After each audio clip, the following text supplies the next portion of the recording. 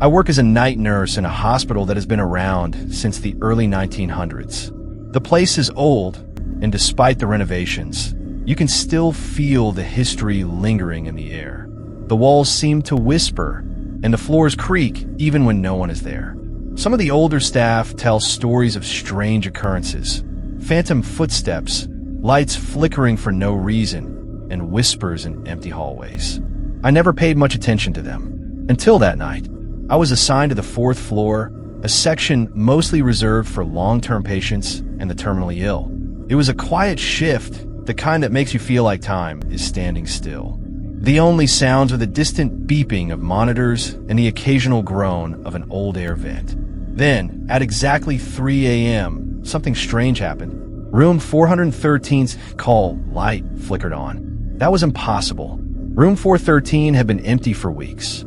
I stared at the glowing red light, my pulse quickening. Maybe it was a malfunction that happens sometimes in old buildings like this. But something about the air changed, suddenly heavier, colder. The kind of cold that seeps into your bones. I hesitated, but protocol dictated that I check on every call, no matter the circumstances. As I walked down the hallway toward room 413, the hairs on the back of my neck stood up.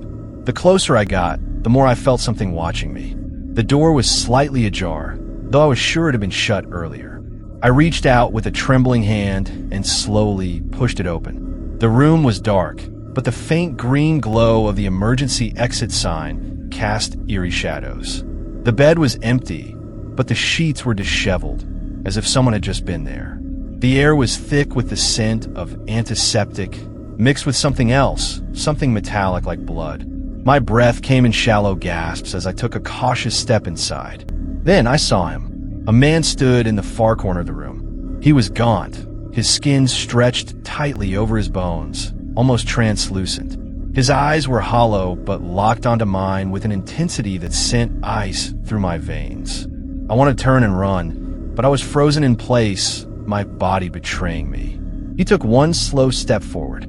The lights flickered violently, casting his figure in and out of existence. My heart pounded against my ribs as the temperature plummeted. My breath turned to mist in front of me. He took another step, and I heard a faint, rasping whisper. It was barely audible, like wind slipping through cracks in a window. "Help me." My throat tightened. I opened my mouth to speak, but no sound came out. The man reached out a trembling hand, fingers unnaturally long and bony. A wave of dizziness washed over me, and for a brief moment, I felt something pulling at me, as if invisible hand were grasping my arms, my chest, my very soul. That's when I ran. I didn't stop until I reached the nurse's station, gasping for breath. My hand was shaking so violently that I knocked over a stack of charts. The senior nurse on duty, an older woman who had worked at the hospital for decades, looked up at me with concern. "What happened?" she asked, furrowing her brow. I swallowed hard, struggling to form words. Room 413. I saw someone. A man. Her expression changed instantly. The color drained from her face. She placed a hand on my shoulder, her grip firm but trembling. "That room?" she whispered, glancing toward the hallway. "A patient named Mr. Holloway died there years ago, but sometimes he comes back." I shook my head, trying to convince myself that I had imagined the whole thing. But then she added something that made my blood run cold. "He always calls for help." I looked down at my arms and realized something that I hadn't noticed before. Faint, finger-shaped bruises had formed around my wrists.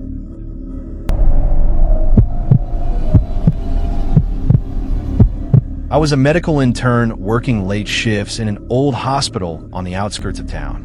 The place had a reputation. Whispers among the staff about strange occurrences, eerie shadows in the hallways, and voices where there should be none. I never paid much attention to those stories. Until that night. It was a slow shift, and exhaustion weighed heavy on me.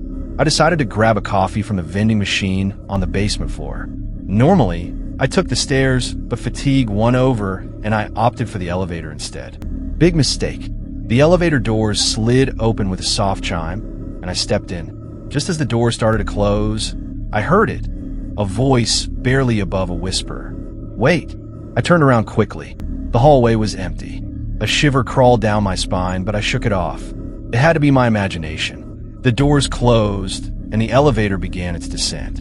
I leaned against the wall, rubbing my eyes, trying to shake the eerie feeling settling in my chest. Then I noticed something. The display above the doors was blank, except for a single blinking dash. The elevator wasn't stopping at the basement.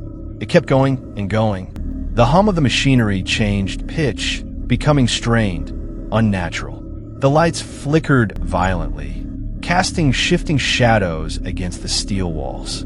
A suffocating pressure built in my chest, a presence, something unseen, something wrong. My breathing quickened. Then, the emergency phone rang. The sharp, shrill sound sent a bolt of fear through me. I hesitated, my fingers hovering over the receiver before finally picking it up. Static hissed through the line, then a distorted voice, broken and uneven. "Don't look up." My stomach dropped. My fingers clenched around the receiver, knuckles turning white. I stood frozen, every nerve in my body screaming at me to obey. But the moment the voice faded, I became painfully aware of something else. A sound, a soft, deliberate shifting. Something was above me. My breath hitched. I fought every instinct to glance up, keeping my gaze locked on the doors. My pulse pounded in my ears. The light flickered again, and I caught the briefest glimpse of movement. Something black, something impossibly thin, its limbs contorting in the flickering glow. A faint, rasping breath filled the elevator. The air turned ice cold. My skin prickled as an overwhelming sense of dread wrapped around me like a vice. The elevator jolted violently. The lights surged back to life as the doors slid open, but it wasn't the basement. It wasn't anywhere I recognized. A long, unlit hallway stretched before me, disappearing into darkness. The walls were wrong, old, crumbling, lined with rusted gurneys and stained curtains swaying in an unseen breeze. The air reeked of something putrid, something long forgotten. Then, from the darkness, a sound, slow, shuffling footsteps, dragging closer. My survival instincts kicked in. I slammed my fist against the closed door button, pounding it repeatedly. The footsteps quickened. Just before the door shut, I heard it again. A whisper, right in my ear. "Next time, you won't escape." Then silence. The elevator lurched, rocketing upward at a speed that made my stomach twist. My ears popped. Then, with a final jolt, the doors slid open to the main floor. I stumbled out, gasping for air, my body trembling. The fluorescent lights of the hospital lobby felt too bright, too real. A security guard sitting nearby looked up at me. He must have seen the sheer terror on my face because he frowned, setting down his newspaper. "You all right?" he asked. I turned, pointing at the elevator, my voice barely steady. Something's wrong with it." The guard's expression darkened. He let out a slow breath, shaking his head. "That elevator's been out of service for years."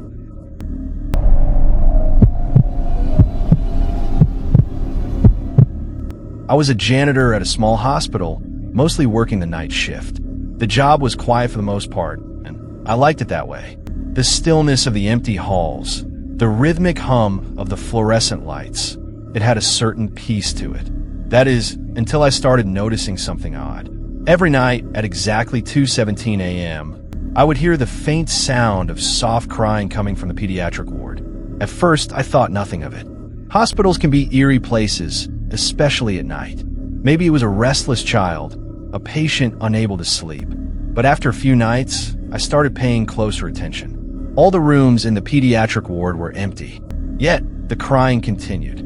The sound was distant at first, like an echo drifting through the halls.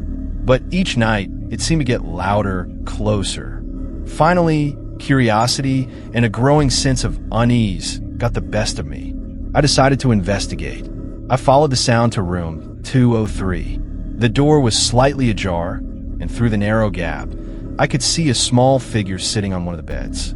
A little girl, hunched over, her long hair obscuring her face. Her shoulders shook with each quiet sob. Something about the scene sent a chill through me. Every instinct told me to turn back, but I couldn't ignore her. "Hey, are you okay?" I asked softly, stepping inside. The crying stopped. A heavy silence filled the room. My breath hitched as the temperature dropped, an unnatural cold wrapping around me like unseen fingers. Slowly, the girl lifted her head. My stomach lurched. Where her eyes should have been, there was nothing, just hollow, black pits, endless and empty. Her mouth twisted into a grin, stretching impossibly wide, exposing jagged, unnatural teeth. The air grew thick, suffocating. The lights flickered. The walls seemed to close in. I stumbled back, my pulse pounding in my ears. I reached for the door, but before my fingers could grasp the handle, it slammed shut on its own with a deafening bang. The force rattled the windows. I yanked at the knob, but it wouldn't budge. Then she spoke, a voice small and broken, yet filled with something old, something angry. Why did you leave me here? A sob racked through her body, but her face remained twisted in that awful grin. My skin prickled with pure terror. The lights flickered one last time, then went out completely. Darkness swallowed me whole. I don't remember what happened next. One moment, I was trapped in that freezing room, suffocating in the presence of something inhuman. The next, I was on the floor of the hallway, gasping for air. My head throbbed and my limbs felt like lead. Security found me minutes later, helping me to my feet. Their faces were pale, their expressions grim. When I tried to explain, they exchanged glances. One of them muttered under his breath, "You saw her, didn't you?"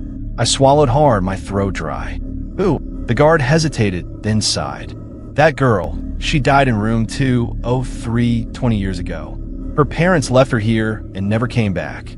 They say she's still waiting for them, still looking." A heavy silence fell between us. I didn't say another word. I quit the next day.